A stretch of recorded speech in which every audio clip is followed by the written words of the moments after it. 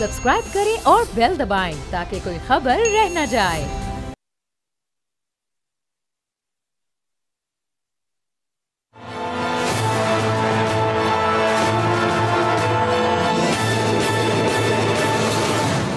अस्सलाम वालेकुम, मैं अरबाब जहांगीर। आप देख रहे हैं प्रोग्राम तज्जिया। 8 फरवरी 2024 के इंतखाबात में पूरे 2 माह का वक्त अभी बाकी है, लेकिन अभी से नंबर गेम पूरा करने के लिए तमाम सियासी जमातें बड़ी मुतहरिक हैं। इस वक्त सियासी इत्तेहाद बनाए जा रहे हैं, सीट एडजस्टमेंट्स की जा रही है, हर मुमकिन कोशिश की जा रही है कि 2024 8 फरवरी के इंतखाबात में अक्सरियत हासिल की जा सके और हुकूमत बनाई जा सके। सबसे ज़्यादा मुतहरिक इस वक्त हमें मुस्लिम लीग नून नज़र आ रही है, जो कि न सिर्फ सिंध में, बलूचिस्तान में, KP में बड़ी हद तक तैयारी कर चुकी है और बज़ाहिर तो एक बड़ा नंबर सिक्योर कर चुकी है। और दूसरी तरफ हमें पाकिस्तान पीपल्स पार्टी इस वक्त खासी तनहा नजर आ रही है। वो बार बार ये बता रहे हैं कि लेवल प्लेइंग फील्ड उनको दस्तयाब नहीं है, और फिर उसके साथ साथ ये भी बता रहे हैं कि हम कहीं कोई सीट एडजस्टमेंट्स अभी फिलहाल तो नहीं करने जा रहे, आगे हम देखते हैं। कोई ऐसा इंतखाबी इत्तेहाद भी बनाने नहीं जा रहे जिसका कोई फायदा इस वक्त पीपल्स पार्टी को होता हुआ नजर आए। और फिर दरमियान में कुछ जरदारी साहब और बिलावल साहब के जो एक बयानात का फर्क था, उस पर भी कुछ बातचीत हुई। लेकिन अभी बयानिए के एतबार से हमें थोड़ी सी कंफ्यूज नून लीग भी नजर आ रही है, चूंकि जब पार्लिमानी बोर्ड्स के इजलास चल रहे हैं नून लीग के, तो उसमें मियां नवाज शरीफ का ये बयान सामने आया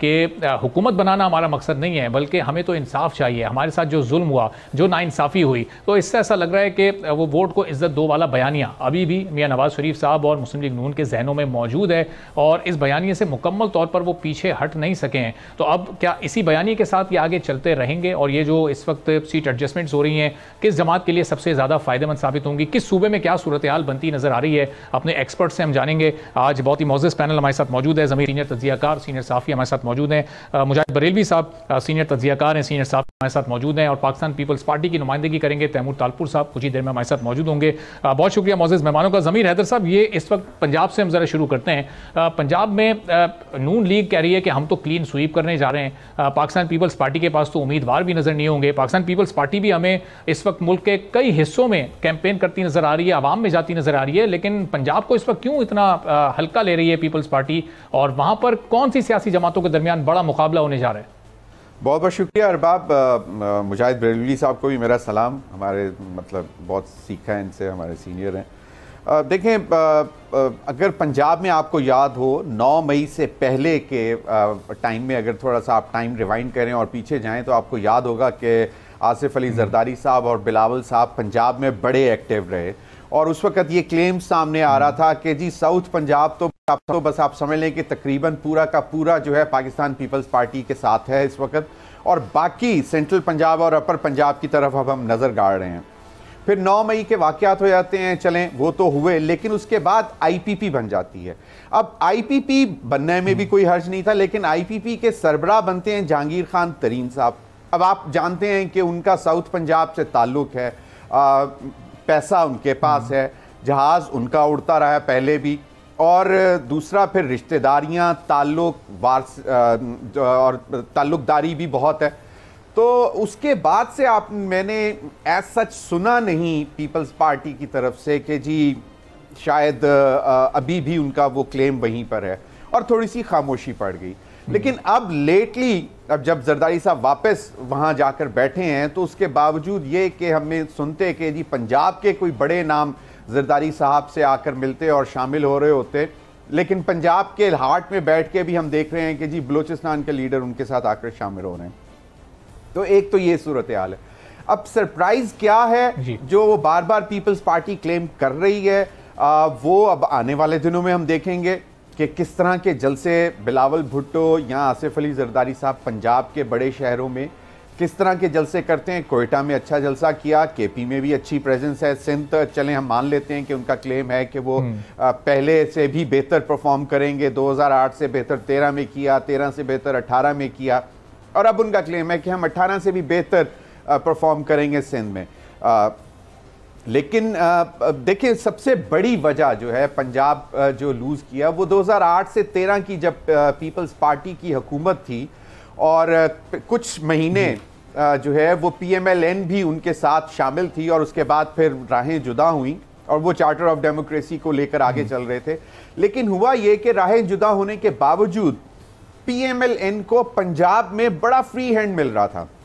और मुझे अच्छी तरह याद है जो पीपल्स पार्टी के सीनियर MNAs थे पंजाब से, या पार्लिमानी सेक्रेटरी भी थे उनके, और वो शिकायत करते थे कि जी वजीर आजम हमारे हैं यूसुफ रज़ा गिलानी साहब, लेकिन वो ख्याल ज़्यादा रखते हैं PMLN के लोगों का। तो उनको जवाब ये मिलता था कि भी एक तो ये वज़ादारी है, और यूसुफ रज़ा गिलानी साहब का एक ये बिल्कुल इखलाकियात के वो मतलब बहुत ख्याल करते हैं, और वो उनका इसलिए भी ख्याल करते हैं, एक तो अपोजिशन है तो उनका ख्याल करते हैं, लेकिन उसका नुकसान ये हुआ कि जो पंजाब IPP की फॉर्मेशन जो हो चुकी है, IPP की फॉर्मेशन के बाद अब पाकिस्तान पीपल्स पार्टी के पास इतना स्पेस है, इतनी कैपेसिटी है कि वो अब रिकवर कर सके पंजाब में। ये 60 दिन में इतना मुमकिन हो सकेगा कि नून लीग को कोई टफ टाइम दे? देखिए, अब यही तो चीज़ें हैं जो आने वाले दिनों में हम देखेंगे। अब IPP की और PMLN की सीट एडजस्टमेंट्स की भी बातें हो रही हैं, मुलाकात हो गई है, तो ये तो यकीनन पीपल्स पार्टी के लिए मज़ीद परेशानी का बायस बन रही हैं सारी चीज़ें। लेकिन बेसिस तो तब से शुरू हुई थी जब से इन्होंने पंजाब को बिल्कुल मतलब तवज्जो देना छोड़ दी थी, और फिर कुछ ऐसे लोगों को लगाया पंजाब में, जिस तरह मैं हमेशा कहता हूँ मंजूर वट्टू साहब ने तकरीबन जो रईस ही पीपल्स पार्टी थी पंजाब में उसका भी सत्यानाश कर दिया था। तो ये सारी चीज़ें हैं जो अब हम देख रहे हैं जो पीपल्स पार्टी फेस कर रही है एक्चुअली पंजाब में।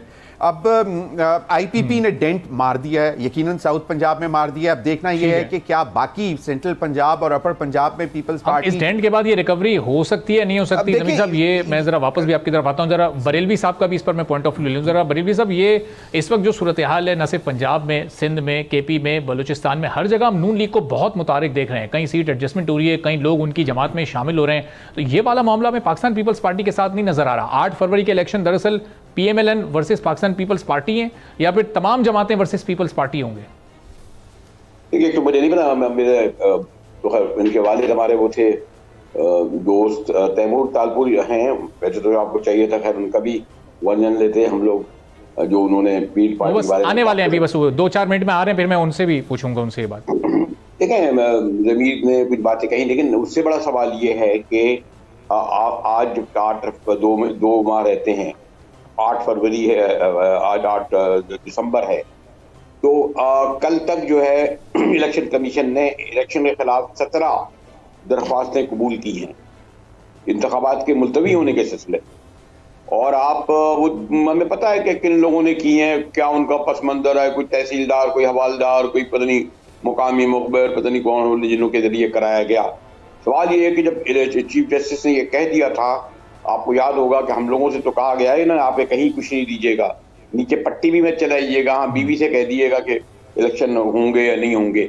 जब ये बात हतमी तौर पर आ गई, उसके बाद इलेक्शन कमीशन ने जो 17 दरख्वास्तें कबूल की हैं इंतखाब मुलतवी करने के लिए, और आपने मौलाना फजल रहमान ने भी इसके खिलाफ बयान दिया और कहा कि 2 सूबों में जो है वो सूरत हाल खराब है, वहाँ किस तरह इलेक्शन होंगे।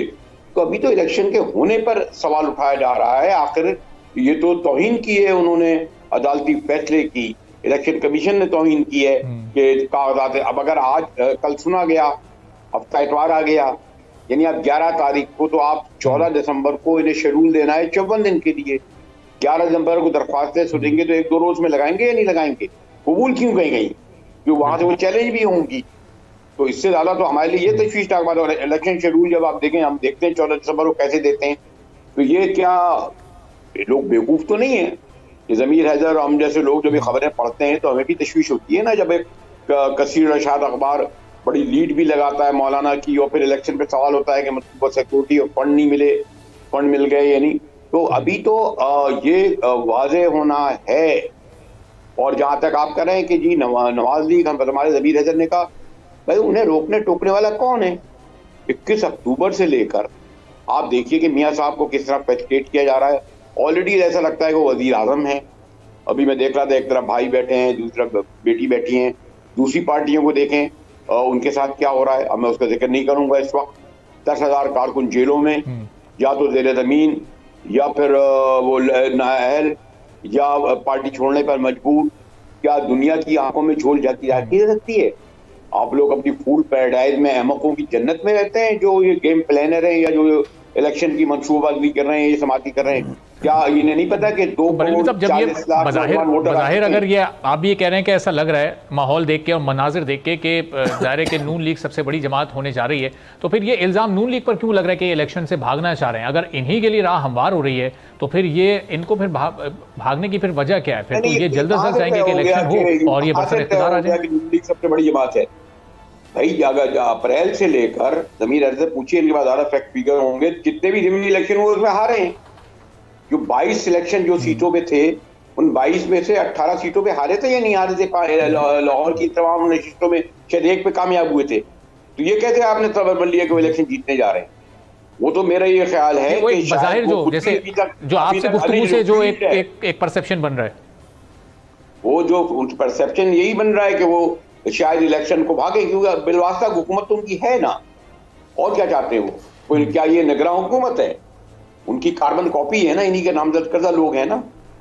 तमाम केसेस विड्रॉ हो रहे हैं, तमाम चीजें रिलीफ मिल गई हैं, और जब इन्हें ये पता चला कि इन्हें कामयाब नहीं होंगे तो यही तौजी बयान कर रहे होंगे, जैसे मैंने पहले इन्होंने करी थी।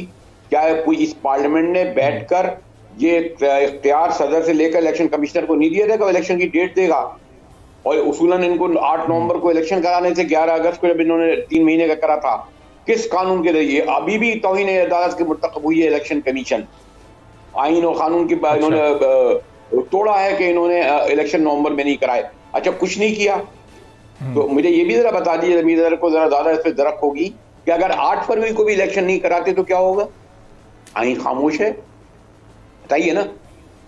सही जी चलें, ज़मीर साहब से मैं ज़रा पूछना, ज़मीर साहब ये जो इस वक्त सूरत हाल बन रही है, एक के बाद एक इत्तेहाद भी हम बनते देख रहे हैं, सीट एडजस्टमेंट भी हो रही है, तो ये दरअसल इलेक्शन की तैयारी हो रही है ना? तो कोई खदशा या कोई फिक्र वाली बात तो नहीं 8 फरवरी को लेकर? ये जो 17 दरखास्तें भी दायर हुई हैं, इसको हम रूटीन की कार्रवाई समझें कि आगे 1 हफ्ते में या 10 दिन में हमें रिजेक्ट होती नजर आएंगी, या कुछ इसके बरखिलाफ भी हो सकता है? वो वैसे तो बरेलवी साहब ने in so many words he has said a lot, लेकिन बात यह है कि जो दरखास्तें हैं वो उनको आप इन्वर्टेड कॉमर्स में अगर रख लें तो काफ़ी होगा। बस इससे ज़्यादा तो मैं नहीं बोलूँगा कि इलेक्शंस के ऊपर, क्योंकि बड़ी सख्त हदायत हैं और यकीनन इस पर नहीं बात करनी चाहिए। लेकिन सवालात जो बरेलवी साहब ने उठाए हैं वो यकीनन इस वक्त आम आदमी के दिल में आ रहे हैं, वो ये उसको क्लैरिटी नहीं मिल रही है।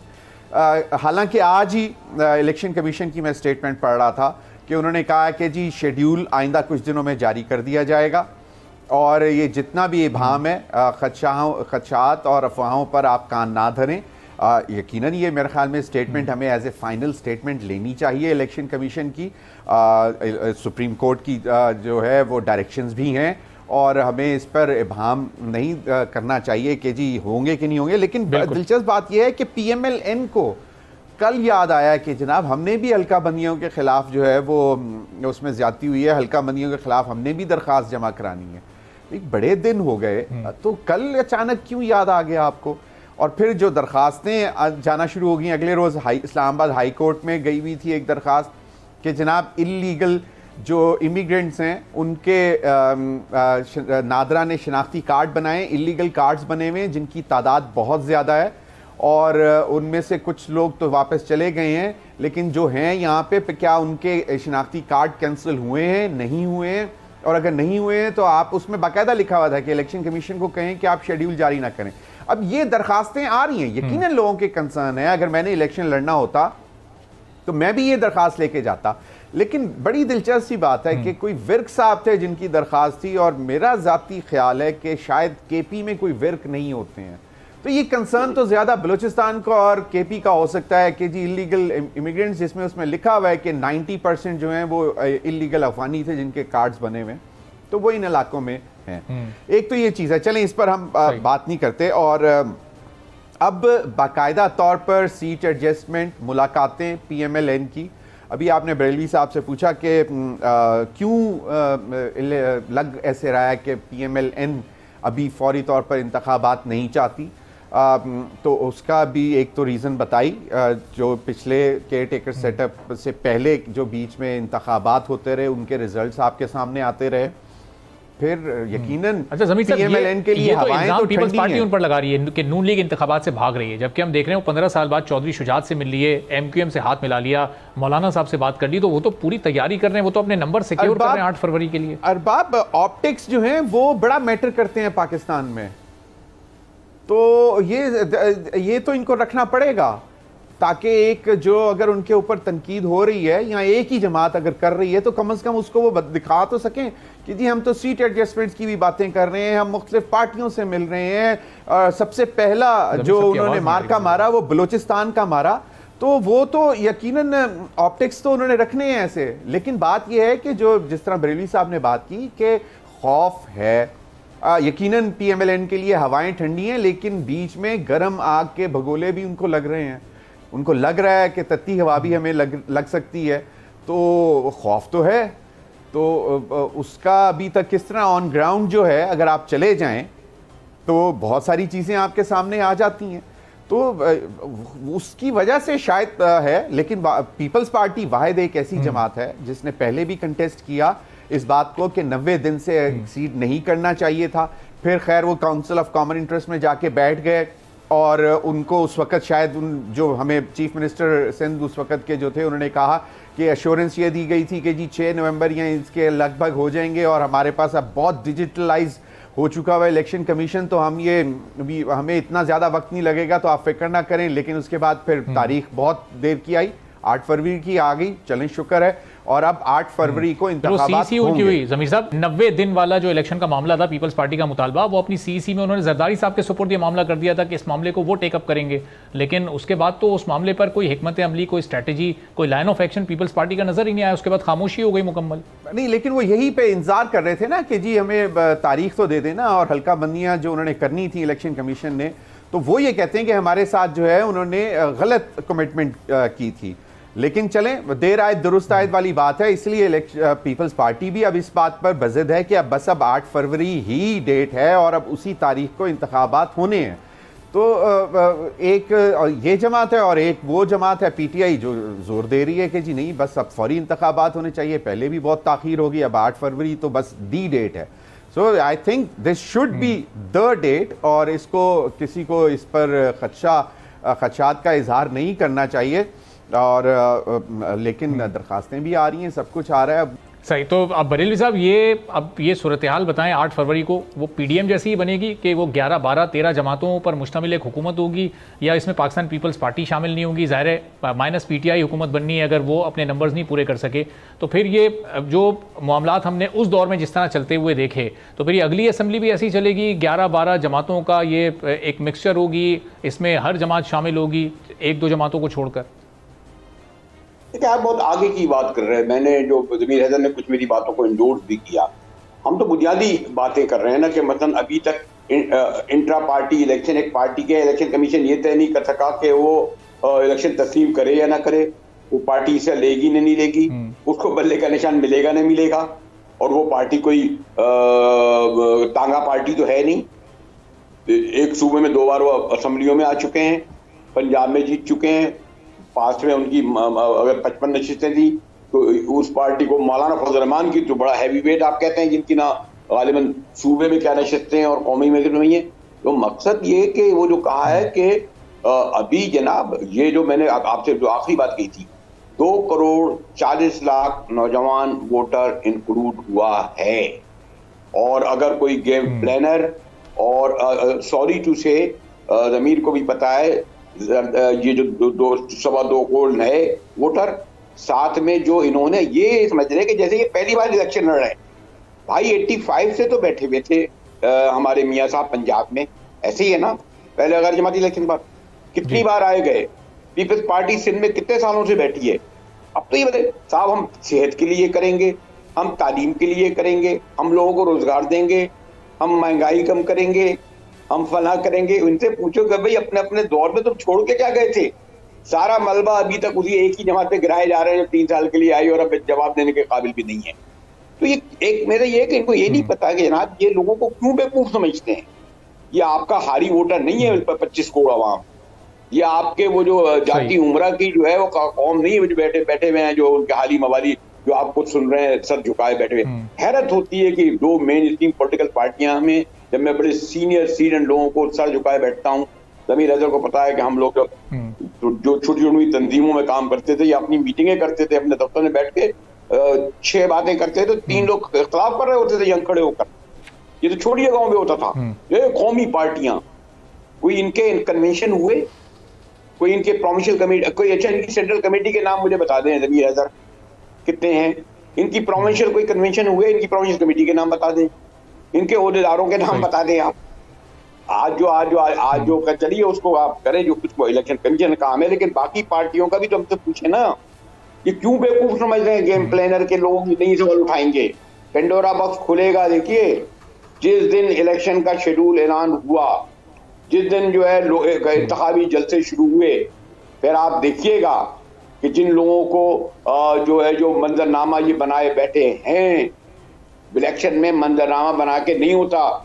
शेख मुजीब बांग्लादेश की मिसाल भी सामने है और 70 की मिसाल सामने है, 88 की भी मिसाल सामने है। तो बरेलवी साहब इस वक्त जो हम देख रहे हैं जलसे, तो 89 वाले 89 पाकिस्तान पीपल्स पार्टी तो अभी भी अवाम में जा रही है, और बिलावल साहब जिस तरह खुद को एक नौजवान लीडर साबित करने की इस वक्त कोशिश कर रहे हैं और पुराने सियासतदानों को और पुरानी सियासत को साइड करने की कोशिश कर रहे हैं, तो वो जो 2.5 करोड़ नया वोटर है उस पर उनकी इस वक्त नजर है जिसका आप जिक्र कर रहे हैं। तो ये एक बेहतर स्ट्रेटेजी आपको पाकिस्तान पीपल्स पार्टी की नजर आ रही है कि उन नए वोटर्स की बात करें। मेरा ख्याल है कि बिल्कुल बिलावल साहब ये समझते हैं, और शायद उनका ख्याल दुरुस्त हो, कि ये जो 2.25 करोड़ नया है, और खासतौर पर जो पंजाब और केपी में तकरीर कर रहे हैं, उनका पूरा वो ऑडियंस जो है इस वक्त वो जमात जिसके लोग जेलों में हैं या लोग काम नहीं करते हैं वो हैं, वो बिलावल साहब और शायद उनके वालिद साहब कुछ ना हो, वो बात तवातुर से कह रहे हैं, क्योंकि फर्माबरदारी साबित करते हुए वो जो मियाँ साहब के जबान इस्तेमाल कर रहे हैं, उन्होंने तो ये तक कर दिया जनाब इनके अंडे और टमाटर पड़ेंगे जब ये पब्लिक में आएंगे। ये बिलावल साहब ने कहा, जो वज़ीर खारजा है 18 माह तक उनके, यही कहा ना उन्होंने। तो वो इसीलिए उनका ख्याल है कि ये जो 2.25 करोड़ नया वोटर आया है, इसमें करोड़ वोटर जो पंजाब का होगा वो उसको मुखातिब कर रहे हैं, और वो उनका ये ख्याल है कि अगर एक जमात जिसको ठीक है उस तरीके से चले देखते हैं कि ये नया वोटर फिर कौन सी सियासत पर भरोसा करता है और ट्रस्ट करता है। आने वाले दिनों में ये सूरत हाल वाज़ेह होती जाएगी। बहुत बहुत शुक्रिया ज़मीर हैदर साहब, मुजाहिद बरेलवी साहब, सीनियर तज्ज़ियाकार सीनियर साहब के हमारे साथ मौजूद थे। एक ब्रेक ले रहे हैं, ब्रेक के बाद वापस आएंगे तो हफीज़ पाशा साहब हमारे साथ मौजूद होंगे और उनसे कुछ पाकिस्तान की इस निगरान हुकूमत के मौशी चैलेंजेस और फिर आने वाली मुंतखब हुकूमत के लिए क्या मौशी मुश्किलात दरपेश होंगी और उसके हल क्या होंगे, उस पर गुफ्तगू करेंगे।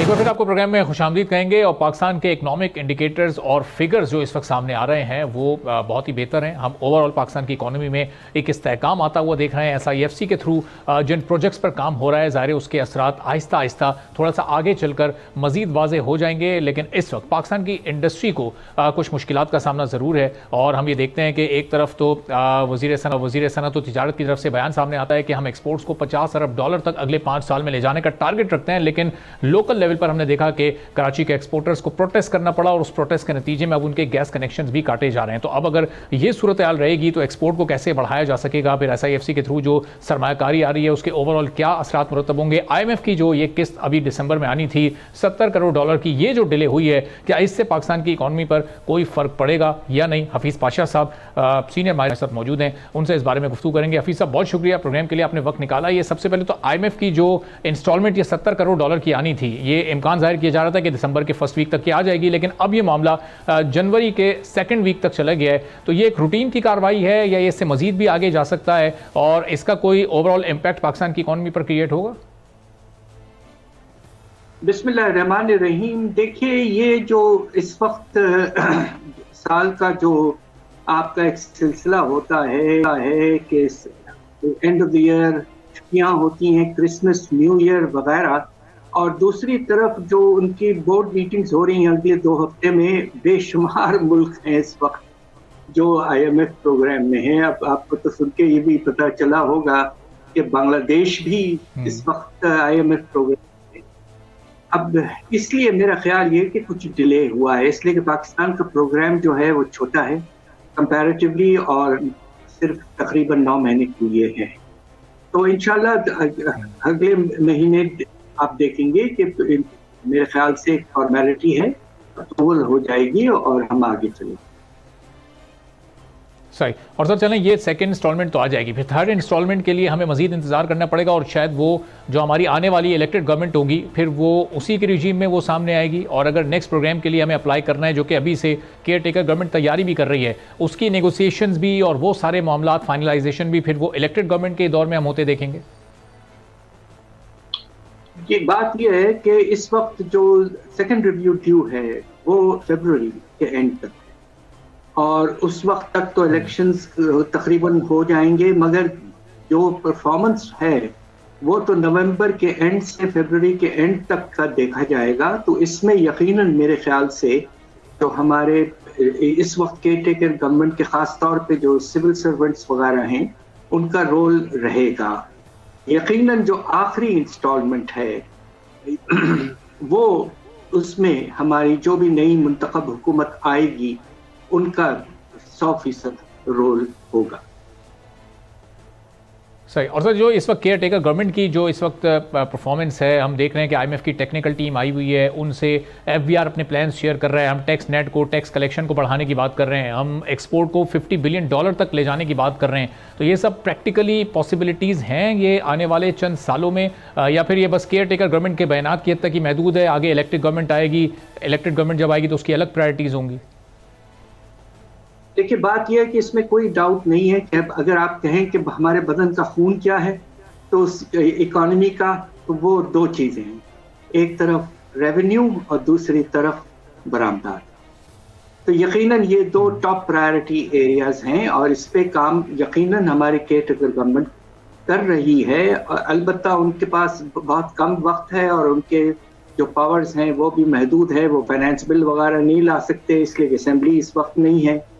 तो उनको ये करना चाहिए कि एक अच्छा सॉलिड किस्म का स्ट्रक्चरल रिफॉर्म एजेंडा ले आएं और आने वाली हुकूमत को पेश करके आगे बढ़ें। अब एक्सपोर्ट्स के बारे में आपने कुछ जिक्र किया, मुझे भी इस बात की जरा परेशानी इस लिहाज से है कि हमने जो मराद दिए हुए थे एक्सपोर्ट्स को वो सारे वापस ले लिए गए IMF के प्रोग्राम की वजह से। हमने पहले उनको रीफाइनेंसिंग कंसेशनरी दी हुई थी, फिर हमने जीरो रेटिंग की थी डोमेस्टिक सेल्स की, फिर हम इलेक्ट्रिसिटी टैरिफ पे उनको सब्सिडी दे रहे थे, ये सब आपने खत्म कर दिया। और दूसरी तरफ आपने अब एक जिसके कहते ना बम फोड़ा है कि आपने गैस के टैरिफ्स जो हैं वो तो पाकिस्तान ब्यूरो ऑफ स्टैटिस्टिक्स कह रहा है कि आम लोगों के लिए 1100% इजाफा हुआ है, तो इंडस्ट्री के लिए भी यकीनन बहुत ज्यादा इजाफा हुआ है। और आपने देखा कि स्ट्राइक पे चले गए थे आपके सिंध के और बलूचिस्तान के फैक्ट्रीज। इस वक्त आपने एक तरफ कॉस्ट पुश SF पड़ रहा है हमारी इंडस्ट्री एक्सपोर्ट्स पर, और दूसरी तरफ रुपए के कदर में इजाफा हो रहा है, तो प्रॉफिटेबिलिटी तो पिस के रह गई है बिल्कुल एक्सपोर्टर्स। और इसके नतीजे में आप देखेंगे आने वाले हफ्तों और महीनों में खुदा न खास्ता हमारे बरामदात में नुमाया तौर पर कमी आ सकती है। अच्छा, तो अब पाशा साहब ये ग्राउंड रियलिटी ये है जो आप बयान कर रहे हैं, हम देख भी रहे हैं कि जब प्रोटेस्ट हुआ उसके बाद उनके कनेक्शन तक, कराची की आज ही की खबर है कि तकरीबन 49 यूनिट्स के बड़े सनती यूनिट्स के गैस कनेक्शन इस वक्त मुनक़ता कर दिए हैं। अब ज़ाहिर है इससे उनकी एक्सपोर्ट्स भी मुतासिर होंगी, और बयानात हम 5 साल में एक्सपोर्ट को डबल करने की बात कर रहे हैं। तो ये जो कॉल और फेल का तजाद है इसमें ये अमल इस पर कैसे मुमकिन हो सकेगा? अमल हमारा कुछ और है और बयानात हम कुछ और दे रहे हैं। देखिए यही तो मसला है पाकिस्तान के साथ, ये बहुत अरसे से ऐसा होता रहा है। जैसे कहते हैं ना, हमारा इस वक्त क्रेडिबिलिटी गैप बेतहाशा है, लोग हमारी बातें सुनते नहीं। अब आप ये देखिए कि पिछले कुछ 2-3 महीनों से बाहर से पैसे आने का सिलसिला तकरीबन रुक चुका है, और अब पोजीशन ये है कि आप ये कर्जों की जो वापसी कर रहे हैं आप पैसे, वो ज्यादा हैं बनिस्बत नए कर्जों के, और नतीजा ये कि एक हफ्ते में $200 मिलियन से ज्यादा आपके रिजर्व्स में कमी आना शुरू हो चुकी है, पिछले हफ्ते भी हुआ है। तो ये मसला क्रेडिबिलिटी और एक जैसे कहते हैं कि पाकिस्तान का जो इंटरनेशनल इमेज है उसको किस हद तक हमने नुकसान पहुंचाया है, इस बात का हम सबको बहुत अफसोस है। और पाशा साहब, ये इसकी अब SIFC के थ्रू क्या पाकिस्तान के इस इमेज की रिकवरी हो रही है? ये जो $70 बिलियन की हम बात कर रहे हैं इन्वेस्टमेंट की, अगर ये इन्वेस्टमेंट चंद सालों में आ भी जाती है तो पाकिस्तान को अपने जो ये बिल्स हैं या जो कर्जे हैं, जो पेमेंट्स हैं, वो तो अब करनी ही करनी है। उसका इंतज़ाम फिर कैसे होगा? ये जो इस वक्त इकोनॉमिक फिगर्स हैं आने वाले 6 से 1 माह में ख़तरनाक हैं, खौफनाक हैं, या अंडर कंट्रोल है सिचुएशन? देखिए, रिजर्व्स के लिहाज से मामला कुछ जिस तरह मैंने कहा है कि परेशान कुन, इसलिए कि पिछले कुछ हफ्तों और महीनों से न सिर्फ हमारे बायलैटरल लेंडर्स और मगर अब मल्टीलैटरल बैंक्स ने भी पैसा कम भेजना शुरू किया है पाकिस्तान में, और जो प्राइवेट क्रेडिटर्स हैं जिसमें हम बॉन्ड फ्लोट करते हैं और कमर्शियल बैंकों से पैसे लेते हैं, वो तो सिफर हो चुका है बहुत अरसे से। और दूसरी तरफ आपको कम से कम 16 से 17 अरब डॉलर चाहिए फाइनेंसिंग बाकी साल के दौरान। तो इसलिए हालात संभले हुए नहीं हैं, और ये कहना कि हम बिल्कुल जिसे कहते हैं ना फौरन आगे बढ़ जाएंगे इंशाल्लाह, बस हम सबकी यकीनन दुआ है कि SIFC कामयाब हो। मगर देखिए, बात यह है कि पाकिस्तान का जिस तरह मैंने कहा इंटरनेशनल इमेज इस वक्त काफ़ी मुतासिर हो चुका है, हमारी क्रेडिट वर्दीनेस बहुत लो हो चुकी है। बस अब देखिए कि कौन सी जादू की छड़ी चलती है जिसके नतीजे में SIFC $70 अरब इंशाल्लाह अगले 3 साल में ले आएगी। तो पाशा साहब, ये अगर चलें, एक मैक्सिमम एक आइडियल सिचुएशन ये हो सकती है कि $70 अरब आ भी जाए अगले 3 साल में, तो ये पाकिस्तान के मसले का हल है, चूंकि ये तो सिर्फ मिनरल्स में या ये IT सेक्टर में या फिर ये कल्टीवेशन में, ये तो 3-4 सेक्टर्स हैं कि जिनके ऊपर ये इन्वेस्टमेंट होनी है। उससे कि पाकिस्तान की ओवरऑल इकॉनमी ग्रो करेगी, और ये जो असल मसला है पाकिस्तान का कर्जों की अदायगी, क्या वो हल हो सकेगा SIFC के थ्रू? देखिए, ये इस पे मुनसर है कि जो पैसा फॉरेन इन्वेस्टमेंट के तौर पर आता है कितना फिर वो वापस चले जाए, और उसके 2-3 जरिए ये होते हैं। एक तो प्रॉफिट रिपैट्रिएशन करना पड़ता है आपको, और उस पर तो बेशुमार मसाइल खड़े हुए हैं इस वक्त। पाकिस्तान ने पिछले साल प्रॉफिट रिपैट्रिएशन को आर्टिफिशियली 80% कम कर दिया था, और अभी भी उसकी रफ्तार कोई इतनी बड़ी नहीं है। दूसरी तरफ जो आपकी इन्वेस्टमेंट होती है, क्या उससे इंपोर्ट्स आपके कम होते हैं या एक्सपोर्ट्स में इजाफा होता है, ये देखना पड़ेगा आपको। तो इसलिए इस वक्त कहना कि स्पेसिफिकली जब बाहर से ये इन्वेस्टमेंट आएगा तो उसका हमारे तवाज़ुन अदायगी और हमारे कर्जों के बोझ पर क्या इम्पैक्ट होगा, वो डिटेल्ड एनालिसिस इंडिविजुअल प्रोजेक्ट्स के बेसिस पर हमें करना पड़ेगा और करना चाहिए। तो फिर पाशा साहब, ये पिछले जो हमने भी 5 साल गुजारे जिसमें 2 हुकूमतें रहीं अलग अलग, और ये वो ज़्यादा मुश्किल थे, या आने वाला जो अगला इलेक्टेड गवर्नमेंट का एक टेन्योर होगा वो इस वक्त इकोनॉमिकली पाकिस्तान के लिए ज़्यादा मुश्किल होगा? इन दोनों में से पाकिस्तान की आवाम के लिए मुश्किलात किस में ज़्यादा होंगी? चूँकि महंगाई बढ़ती जा रही है, एक आम आदमी पर बोझ तो बढ़ता जा रहा है, और उम्मीद हमें दिलाई जाती है कि अगले 6 माह में ये मुश्किल वक्त ख़त्म हो जाएगा। 1 साल का और मुश्किल वक्त रह गया, लेकिन वो मुश्किल वक्त ख़त्म नहीं होने को आ रहा।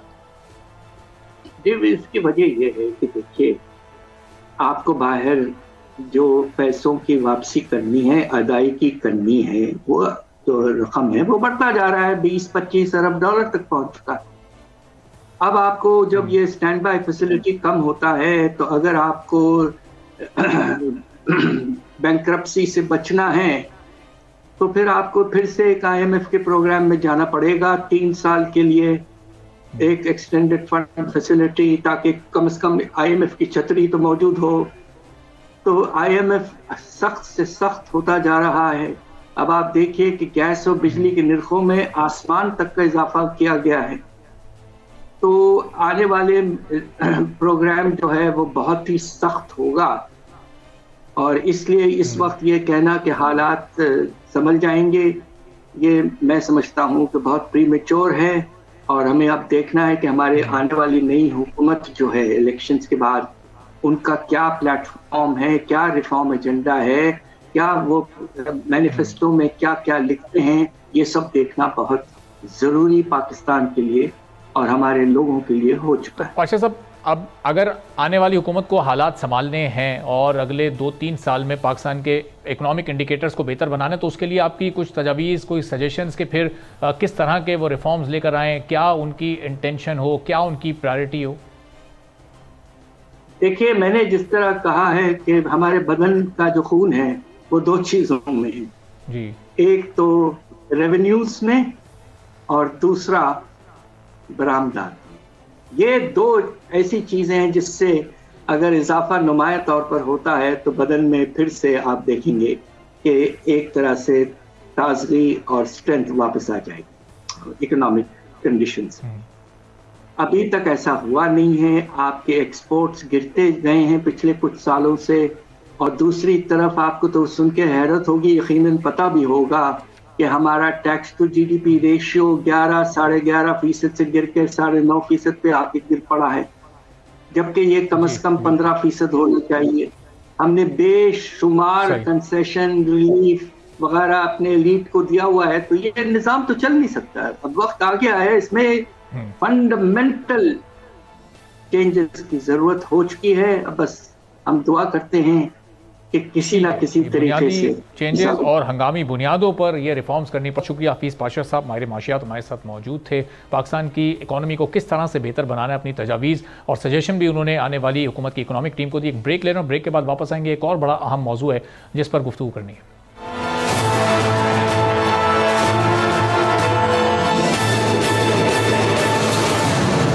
एक बार फिर प्रोग्राम में आपको खुशामदीद कहेंगे और गैर कानूनी तौर पर मुकीम अफगान बाशिंदों को बहुत ही बाइज्जत तरीके से उनके अपने वतन वापस भेजा भी गया और ये सिलसिला अभी भी जारी है, चूँकि एक बाकायदा तौर पर पॉलिसी रियासती सतह पर सामने आई थी और उसको कंट्रोवर्शियल करने की कोशिश की गई बानी चेयरमैन पाकिस्तान तहरीक इंसाफ की जानिब से। उनका एक बयान सामने आया जो कि ज़मीनी हक़ाइक़ और मारूजी हालात के बिल्कुल मुनाफी है, जिसमें वो ये कह रहे हैं कि जिस तरह से गैर कानूनी इन तारकीन वतन को अपने मुल्क भेजा जा रहा है, ये नहीं करना चाहिए, ये उनके साथ नाइंसाफ़ी हो रही है। जो इस बयान में जो उनके अल्फाज हैं वो बहुत ही अजीब व गरीब नौयत के हैं और समझने से तमाम लोग ये बात कासिर हैं कि जो उनके अपने दौरे हुकूमत की पॉलिसी थी, अफ़गान पॉलिसी, जो खारजा पॉलिसी थी, उस वक्त वो उनके नेशनल सिक्योरिटी एडवाइज़र बार बार ऑन रिकॉर्ड आते थे और मीडिया पर आकर वो भी यही मुतालबा किया करते थे कि जितने भी गैर कानूनी तारकीन वतन हैं, ख़ासतौर पर जो अफ़गान बाशिंदे हैं, वो अपने मुल्कों को चले जाएँ और ये दोनों मुल्कों यानी पाकिस्तान अफगानिस्तान दोनों के लिए बेहतर है। तो आज जब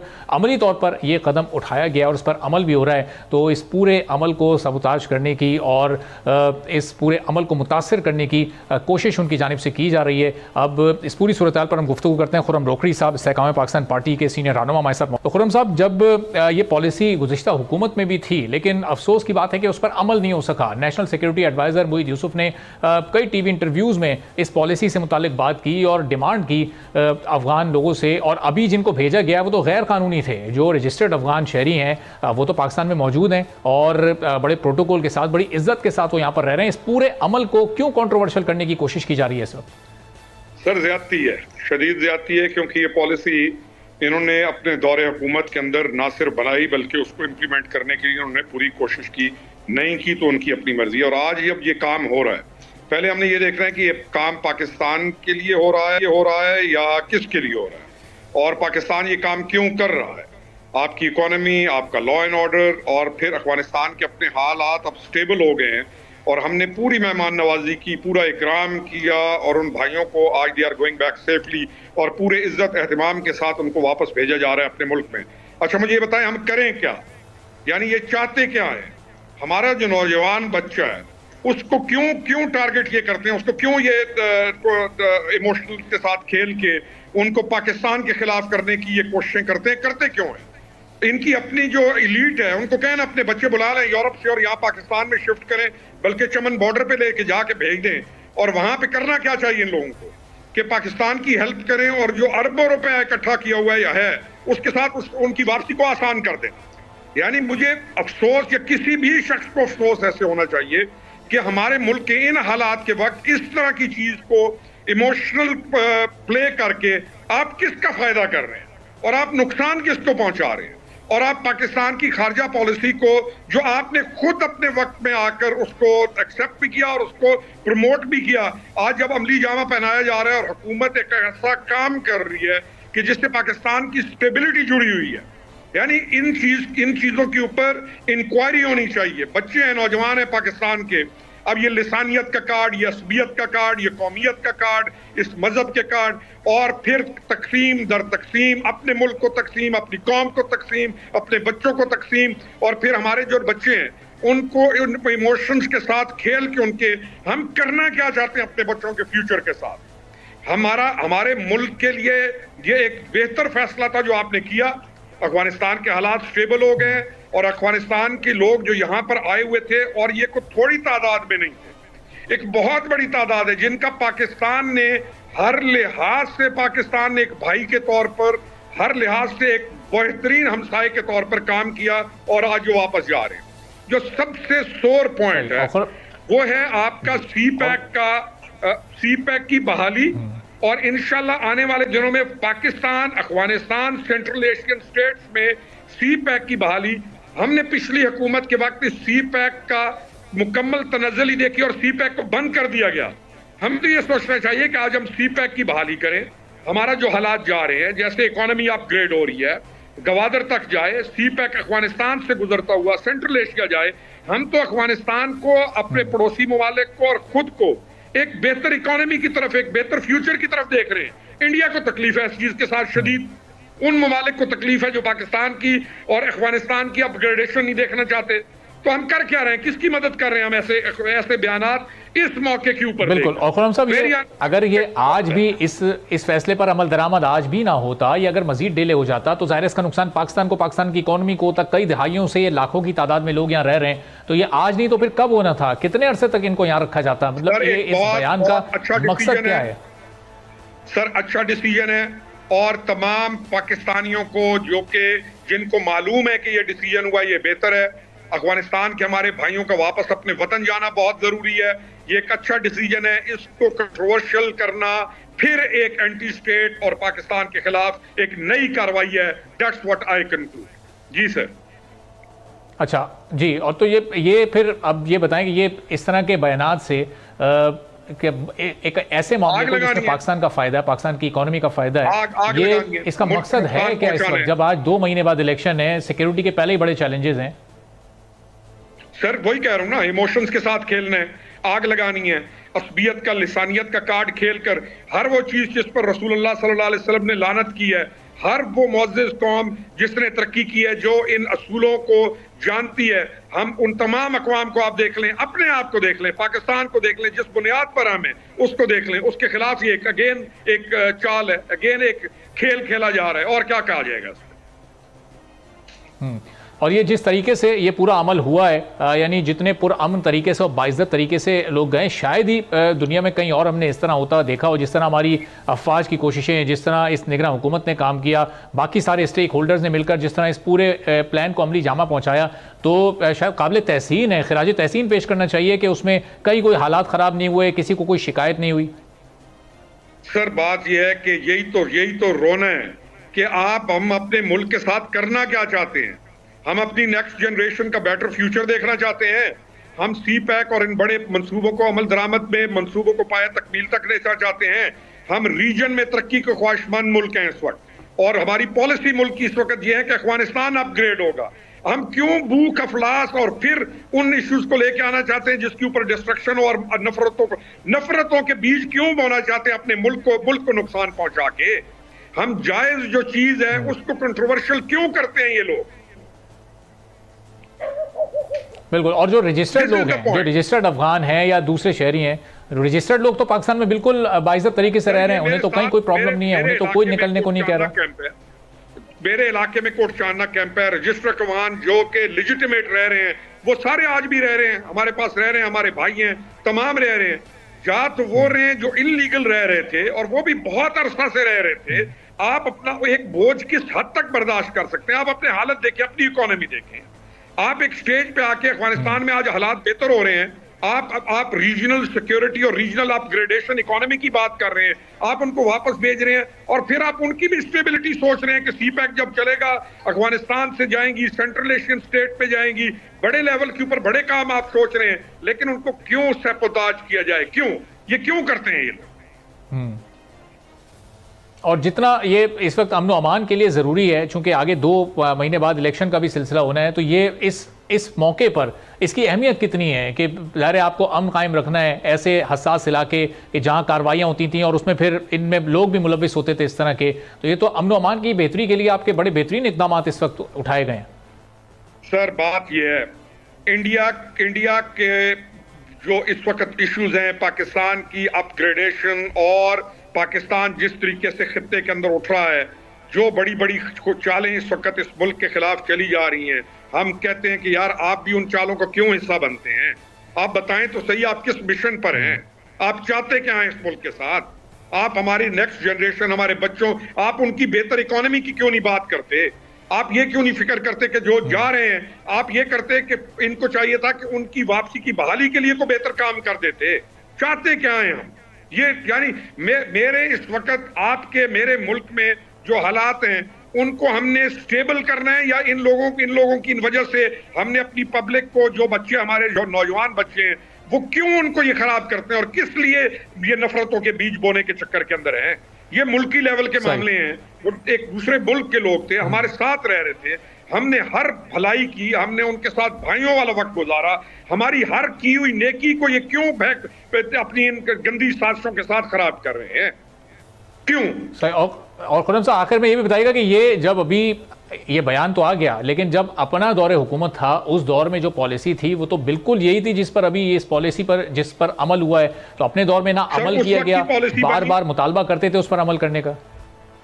सर मुतालबा नहीं, उस वक्त इनकी ये पॉलिसी बनी, ये पॉलिसी इन्होंने बनाई और हम इस दौर में उसका अमल दरामद देख रहे हैं। यानी ये कोई उस बनाई हुई पॉलिसी का अमल दरामद देख रहे हैं। एवरीबॉडी नोज के इन बयानात की वजह क्या है, ये किस चीज को प्रोवोक करना चाहते हैं और किस चीज को डिवाइड करना चाहते हैं, क्यों ये क्या करना चाहते हैं, वी ऑल नो दिस। तो खुर्रम साहब ये बयानात देते हुए वो पॉलिसी याद नहीं आ रही, वो वक्त याद नहीं आ रहा, या वो उस दौर का वो काम याद नहीं आ रहा जो कि उस वक्त इन्होंने खुद किया है? सर आना चाहिए ना, क्यों नहीं आना चाहिए? इस बयान की जरूरत क्या है? पहले ये भी चेक करिए कि ये दिया किसने है। इनके अकाउंट्स के अंदर ऐसी ऐसी चीजें भरी जाती हैं और ऐसी ऐसी जगहों से आती हैं कि वो उसके ऊपर भी इंक्वायरी होनी चाहिए कि ये बयान कहां से बन के आया। ठीक है, चलें, बहुत बहुत शुक्रिया। खुर्रम रोकड़ी साहब इस्तेकाम पाकिस्तान पार्टी के सीनियर थे और उन्होंने कहा कि बाकायदा तौर पर मुकम्मल साफ शफाफ इंक्वायरी होनी चाहिए कि ये बयान आखिर आया कहाँ से है। इस वक्त मुल्की इस्तेकाम को, अमन अमान की सूरत हाल को और इस पूरे अमल को जो कि बहुत ही स्मूथ तरीके से मुकम्मल हुआ है, इसको ये सबूताज करने की कोशिश है और ऐसी किसी कोशिश को कामयाब नहीं होने दिया जाएगा। आज के प्रोग्राम से इजाज़त दीजिए, अल्लाह हाफ़िज़।